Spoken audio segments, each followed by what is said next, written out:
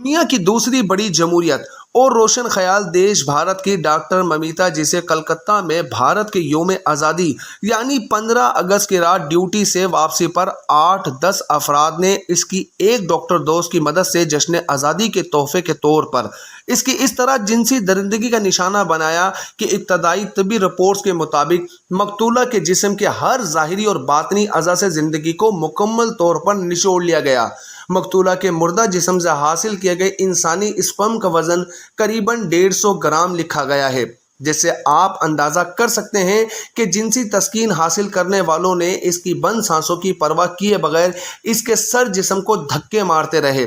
ममिता की आंखों को चश्मे के कांच से नूर करने के बाद इसके जिस्म की एक एक हड्डी को तसल्ली से तोड़ा और इसके मौके पर मिलने वाली लाश की ये सूरत हाल थी कि वो 90 डिग्री पर यूं मुड़ी हुई थी कि टांगे उठाने वाले भारतीय सपूतों ने इस जाविये पर लाकर इसकी टांगे तोड़ डाली कि बार बार कंधों को इसकी टांगों का वजन ना उठाना पड़े। और ममिता के साथ ये सब करने और पुलिस ऑफिसर उसके साथी थे।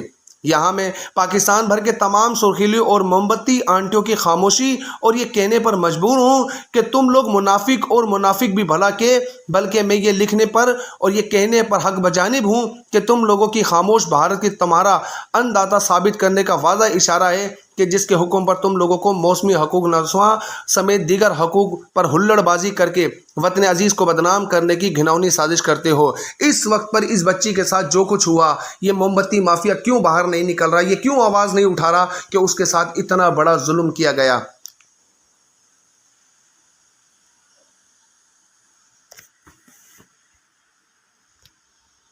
कोलकाता डॉक्टर गैंगरेप केस हस्ब तवक्का महज रेप का केस नहीं है, बल्कि डॉक्टर मोमिता हस्पताल इंतज़ामिया के खिलाफ ड्रग माफिया और ऑर्गन ट्रैफिकिंग पे सबूत इकट्ठे कर रही थी, जिसकी भयानक सज़ा इसे दी गई।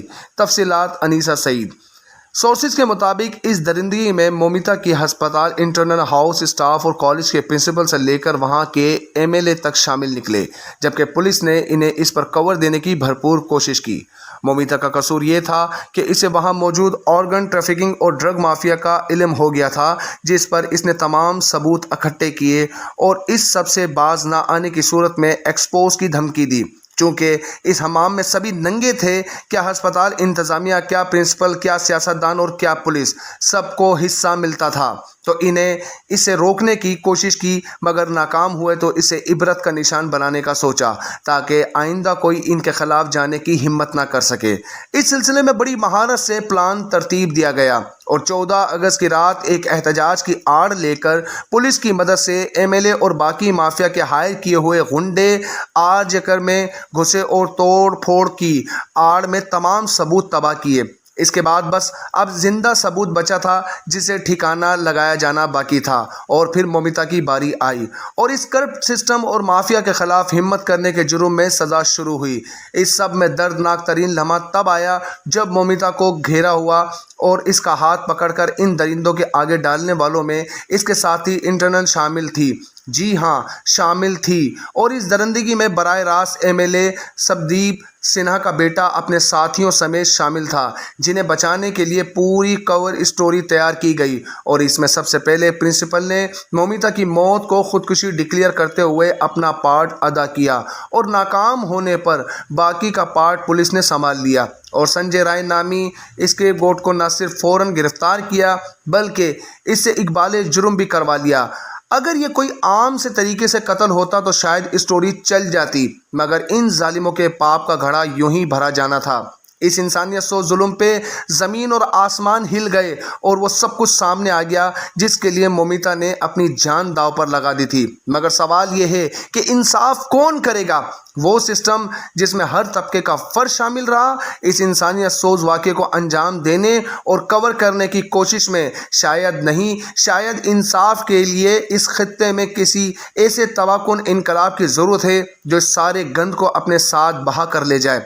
मगर ये सब शायद किसी और दुनिया में मुमकिन हो सके, बर्रे सग़ीर में कभी नहीं। तो दोस्तों, जिस तरह से मोमिता के साथ ये सलूक किया गया, आप सभी इससे वाकिफ़ है कि हिंदुस्तान में एक इतना बड़ा वाक़या पेश आ चुका है।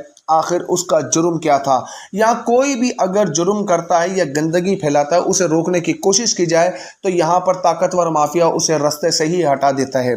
اس بچی کی زندگی جس طرح درندگی کے ساتھ کچلی گئی، یہ کتنے لوگوں کے ساتھ ہوتا آیا، اور کئی تو ایسی خبریں جنہیں ہم سوچتے اور جانتے تک نہیں ہیں، جن سے ہم باخبر رہتے ہیں۔ میں تمام لوگوں کو یہ کہنا چاہتا ہوں، اس بچی کے لیے آواز اٹھائیں تاکہ ایک انقلاب برپا ہو، اس کے ساتھ انصاف ہو، اسے جسٹس